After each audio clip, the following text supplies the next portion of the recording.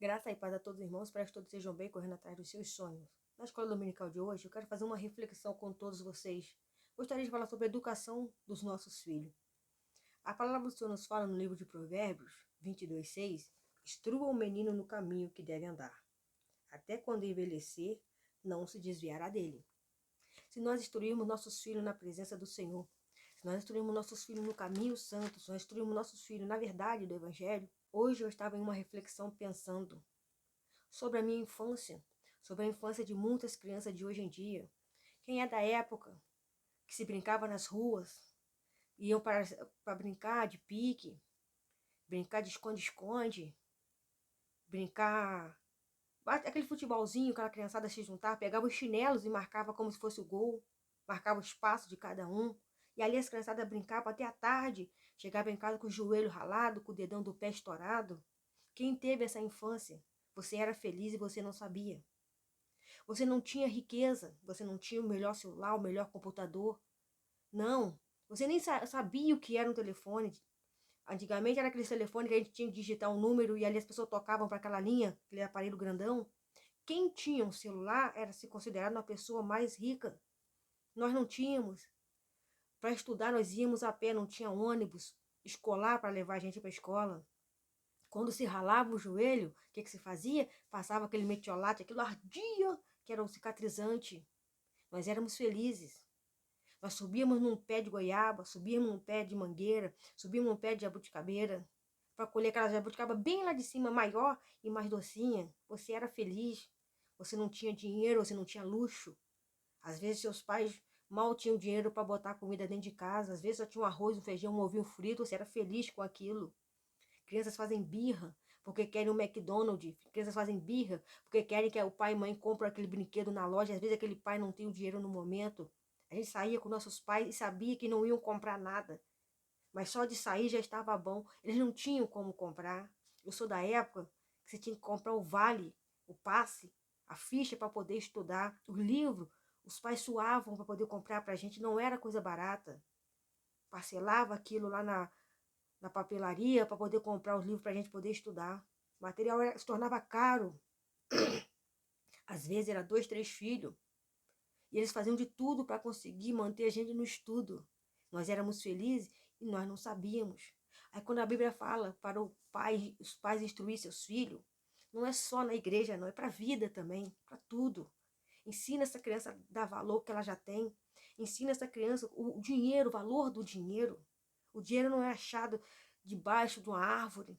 Você vai levantar a cabeça do travesseiro, tá cheio. Não, isso não existe. Alguém lutou, alguém trabalhou, alguém batalhou para conquistar. Então, ensine seus filhos a valorizar o que Deus te deu, irmão.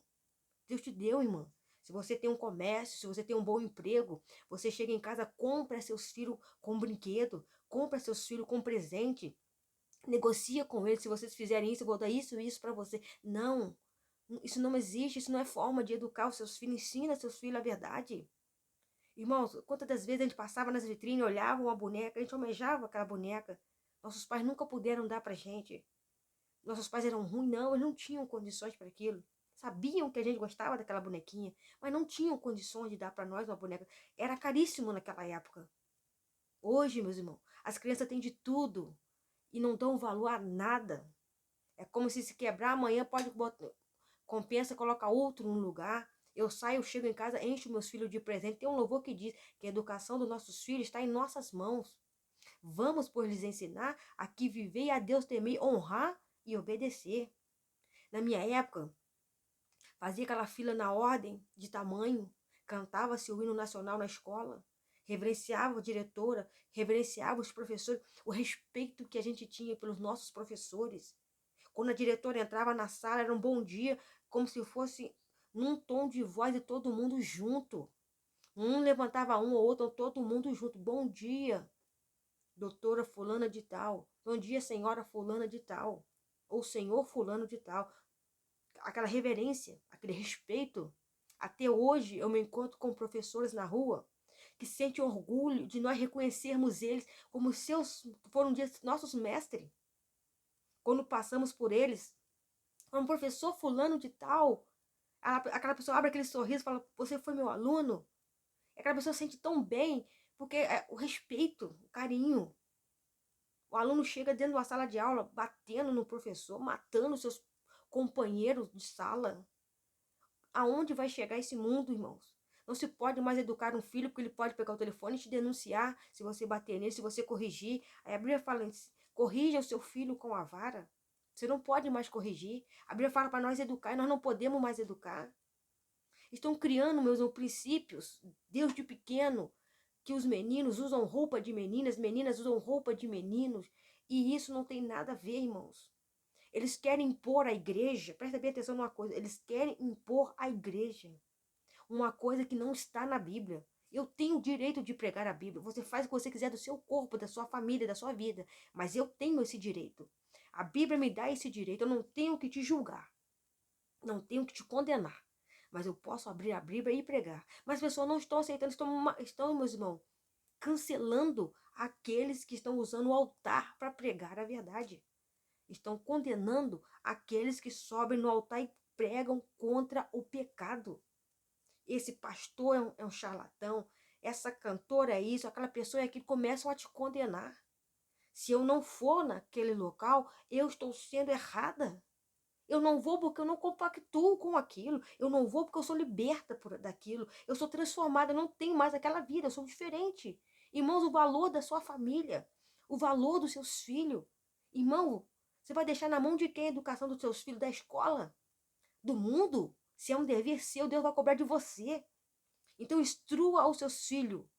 Seguir a Cristo depois de adulto é problema dele. Mas se você instruiu, ensinou, mostrou para os seus filhos a verdade, naquele grande dia, Deus vai dizer para ti, você foi um bom pai e uma boa mãe. Aí eu passo a mão na cabeça dos meus filhos, eu prefiro... Não, irmão, Deus vai cobrar de você naquele grande dia o que você não fez, que foi educar os seus filhos. Não basta encher os seus quartos de presente. Irmãos, a gente não tinha muito, e o pouco que a gente tinha era o suficiente. Eu sou da época que a gente ia tomar banho no rio, nas cachoeiras. As crianças de hoje em dia conhecem um rio, conhecem uma cachoeira.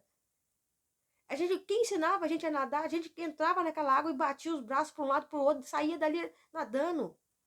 Do maior ao menor, todo mundo se arriscava, todo mundo tinha que aprender. Tinha mesmo o preconceito? Tinha o racismo? Tinha. Só que a gente não tinha maldade no coração como as pessoas hoje em dia têm. A gente tinha apelido na escola. A gente tinha. Às vezes um aluno mexia, zoava com a gente. Mas não tinha, meu irmão, essa martirização que está tendo hoje dentro das escolas. A criança vai para uma creche porque a mãe precisa trabalhar, recebe a notícia que seu filho foi morto. A criança vai para a escola, chega a notícia para a mãe, vem uma outra aluna aqui e assassinou vários adolescentes. Irmãos, vamos olhar mais pelas nossas crianças, pelos nossos jovens. Porque se de pequenininho forem para esse mundo, meus irmãos, para esse mundo perdido, para o mundo das drogas, para o crime, para a prostituição, coisas piores. Nós sabemos que a internet tem um lado positivo, mas também tem um lado negativo. Outro dia eu fui pesquisar um anúncio de carro e estava vendo assim sobre o preço daqueles carros. De repente entrou uns anúncios que não tinha nada a ver com o carro. Eu falei, eu tô vendo anúncio de carro e aparecem umas coisas que eu falei, misericórdia. Eu me senti mal com aquele anúncio que entrou no meio da postagem dos carros. Eu falei, como que uma pessoa consegue postar um anúncio de carro e postar um negócio desse no meio? Que falta de ética, de consideração com as pessoas. Quer postar anúncios de mais de 18 anos? Tenha só um canal para isso, um conteúdo só para isso. Mas não misture as coisas, porque ali tem pais de família, pessoas de respeito, pessoas de boa conduta, que tá ali procurando um anúncio de um carro e vê umas coisas desagradáveis dessa no meio da situação. Então, irmãos, olha o ponto que as coisas chegaram. E se nós não vigiarmos, aquilo te induz, te seduz. Então, nós temos que tomar muito cuidado, principalmente com as crianças. Tome cuidado com os desenhos que os seus filhos ficam assistindo. Toma cuidado, porque tem desenhos que têm origem macabras. Tem desenhos que custaram vida de pessoas para se tornar uma história romantizada, linda e maravilhosa. Irmão, nós somos da época Aqui na minha cidade a gente chama de pelada de rua, que é onde a criançada se juntava para jogar uma bola. Era meninos e meninas brincando, não se tinha maldade, não se tinha malícia. A gente brincava todo mundo junto. Era pique-esconde, era pique-pega, pique-bandeira, brincar de amarelinha e outras coisas. Na minha época, não sei se já tinha skates assim em grande quantidade, e patinete, mas eles brincavam muito de carrinho de rolimã. Não tinha freio naquilo, foi era você virar aquele negócio com o pé e aquilo derrapava, as pessoas capotavam ali, se sujava tudo de poeira. Aquilo mesmo foi uma infância feliz, uma infância saudável. Você sentar no morro e descer escorregando e sujar tua roupa toda de lama, brincando. Quando a mãe falava, olha, vem embora para casa, já tá tarde. Não, mãe, vamos brincar mais um pouquinho. Vocês estão sujos, vão tomar banho. Não, mãe, não me sujei não, aquele vergão no pescoço de tanta poeira que tava. Você era feliz. Você tinha tudo que era felicidade. Naquela época, os pais e os filhos sentavam junto, almoçavam e jantavam. Venham comer, criança. Não, mãe, ainda não tomo com fome, não. A barriga fazendo barulho. Mas é só o prazer de estar ali brincando com os amigos. Hoje, cada um pega seu pratinho e o seu celular e senta cada um no seu canto. Outro dia eu estava ouvindo uma reflexão que o sofá que tem manta é o sofá que já foi surrado de tanta gente sentar. Então a pessoa põe uma manta para poder esconder, às vezes, um buraco, às vezes aquele local já está mais estragado, então bota aquela manta para poder proteger aquilo ali de tanto que sentaram. Mas aí, quando ele falou, tu entra numa casa que tu vê aquele sofá lindo, maravilhoso, que ninguém sentou, porque essa família não é unida. Cada um fica no seu canto, no seu quarto, no seu celular. Às vezes se comunicam até pelo telefone. Irmãos, nós éramos felizes. Às vezes não tínhamos a melhor comida, não tínhamos uma roupa cara, uma roupa de marca, mas nós tínhamos a nossa família presente. Final de semana ia para casa da avó, todo mundo reunido ali. Cadê as reuniões de família? Cadê a família unida? Todo mundo trabalha, todo mundo tem sua correria, mas não se tem mais família unida. Tenta fazer um churrasquinho com a família, vai um filho, vai o outro nem aparece, pouco se importa com seus pais. Entendeu, irmãos? O que está acontecendo na nossa vida? O que está acontecendo no mundo? Nós éramos felizes. Sentava todo mundo na varanda da casa, ali no chão mesmo, cada um com seu prato na mão, com seu copinho de suco, aquela limonada bem geladinha. Sentava ali todo mundo com seu pratinho de comida. Não era aquele banquete dos mais chiques, mas só de ter aquele prato de comida ali, aquele copinho de suco de limão, a pessoa já estava feliz. Aquele metiolate ardia. Depois cicatrizava. Mas aquela, às vezes, eu tenho até no meu corpo algumas cicatrizes de brincar e se machucar. Nós éramos felizes. As crianças de hoje em dia não tem nenhum arranhadinho. Eu, quando estou com meus sobrinhos, eu quero que eles brinquem realmente, suba num pé de goiaba, desça no barranco escorregando, senta naquela lona e desce escorregando. Vão ser felizes, vão aproveitar, vão ser crianças. Criam crianças já com mentalidade de adulto, crianças conectadas tanto com a internet que chega a ser algo sufocante. A criança só come se estiver sentada na frente da televisão. A criança só faz as coisas na frente. Chama para estudar, é uma luta. Corta a televisão, corta aqueles desenhos por algumas horas. Ensina a criança a sentar, estudar, brincar um pouquinho com seus brinquedinhos. Ser criança. Nós éramos felizes, irmãos. E aquele grupo de crianças a pé, na minha época não tinha ônibus. Tinha criança que andava até 2 horas a pé. Nunca perdeu uma aula. Fazia sol, fazia chuva. Fazia frio, fazia calor. Nós não perdíamos aula. Podia estar chovendo o que fosse. Pegava na nossa sombrinha e íamos para a escola. Chegávamos lá debaixo de temporal, mas íamos. Não perdíamos a nossa aula. E na hora de voltar, a mesma coisa. Às vezes a mochila era de um ano para o outro, mas éramos felizes. Não via a hora de voltar às aulas, pegar o nosso material, sentar lá e começar a fazer os deveres. Nós éramos felizes. Íamos para a escola sem preocupação nenhuma, com medo se íamos voltar para casa vivo ou não. Não se tinha isso. Até mesmo o cara que zelava pela limpeza da escola, a pessoa que zelava pela limpeza, era respeitado por nós. Se ele falasse, você não pode sair daqui, ninguém saía. Eu cheguei a um ponto que uma professora aplicou a prova em 2 turmas. E ela falou, olha, eu vou aplicar a prova aqui na outra turma. Eu confio em vocês. Eu confio em ninguém virou pro lado, ninguém colou de ninguém. Todo mundo abaixou a cabeça e fez a sua prova. Não teve ninguém que colou, olhou, ei, fulano, me passa. Não, não teve. Todo mundo teve um respeito, um temor pela palavra daquela professora, que ninguém teve coragem de colar, talvez colaria com ela na sala, e sem ela ninguém fez aquilo, o respeito pela pessoa. Então, quando a Bíblia fala, ensina o menino no caminho que se deve andar, para que quando ele crescer não se apartará dele. Irmãos, nossos filhos, se nós não olharmos, crescem na igreja e quando viram adulto, meus irmãos, mergulham num mundo tão profundo, numa imensidão tão profunda do mundo do pecado, que você fala, ontem essa pessoa estava louvando a Deus, olha só como essa pessoa está hoje. Não use da sua criança como comércio.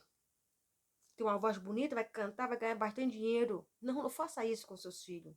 Se ele quer louvar, se ele quer cantar, que ele faça do coração dele para Deus. Que ele faça do coração dele para o Senhor, mas não vire uma fonte de dinheiro. Não force a criança. Não obrigue a criança, mas ensine a ela os valores. Ensina o menino, a menina, a ensinar. Observavam na Bíblia, era tudo passado de pai para filhos. Então os pais pegaram dos seus pais e assim a geração ia, eles iam instruindo.